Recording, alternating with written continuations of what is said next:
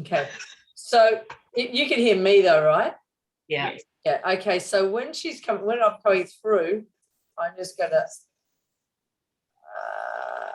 I am mute me here. So what we do is we're having a look at the height. She's talking about how her fascial connections are tight. So she's about 40 degrees there,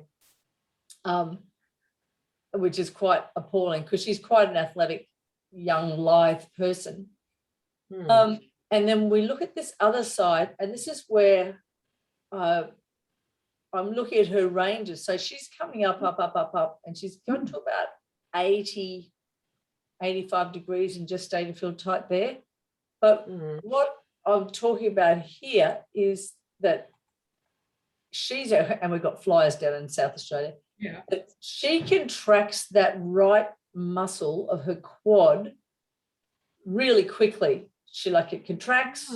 So she's not actually allowing me to take the leg up of that leg without working really hard. So I said to her, I would still treat this side because I think this is a side that's the side of complaint, the right hand leg. And she said that's actually the side that she does complain of. So the leg on the opposite side, see how I can actually lift that without too much problem. I was just saying to the therapist, if you lift up a leg and it's like the quad contracts, it's the task's already indicating that they've got a dysfunction there.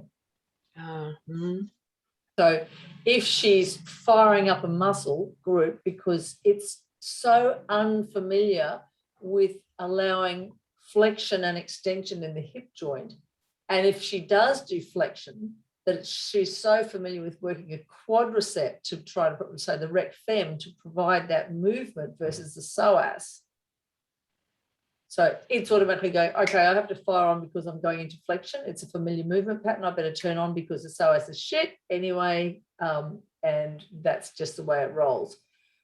The other point of that is that she's got a restriction in the hamstrings because the hamstrings have been so busy supporting the pelvis because the glutes aren't firing, that the quadriceps realizes to perform the action of flexion, it's got to really contract hard because it's competing against a hamstring that won't relax. So it has to be the agonist to contract. So the antagonist, which is the hamstring, will have to relax, and that's what she's doing there. Does that make sense? Yeah. Cool. So I'm just saying that I'm going to be working on this side. So I've got her over into that testing the psoas.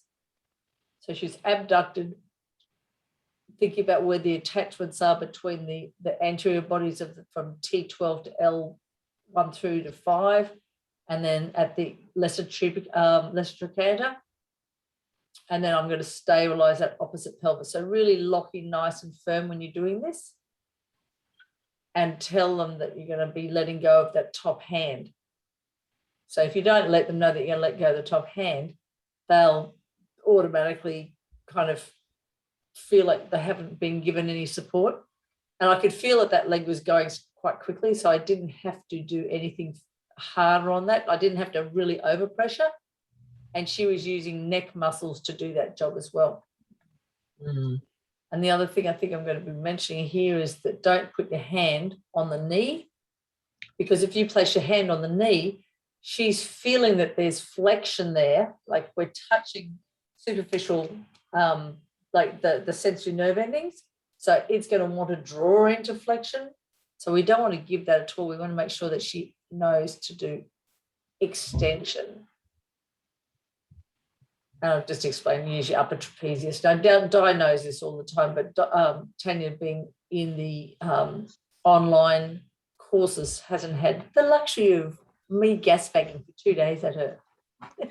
But you can see straight elbows, shoulders nice, and all I'm doing is coming up with the trapezius. And she hasn't got enough support. She's lifting her whole body sideways off the table. It's not coming home.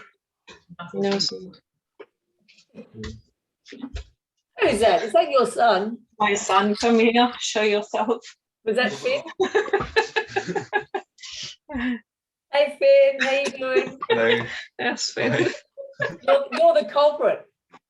He's the culprit, yeah. Here's the culprit. I'm just gonna pause.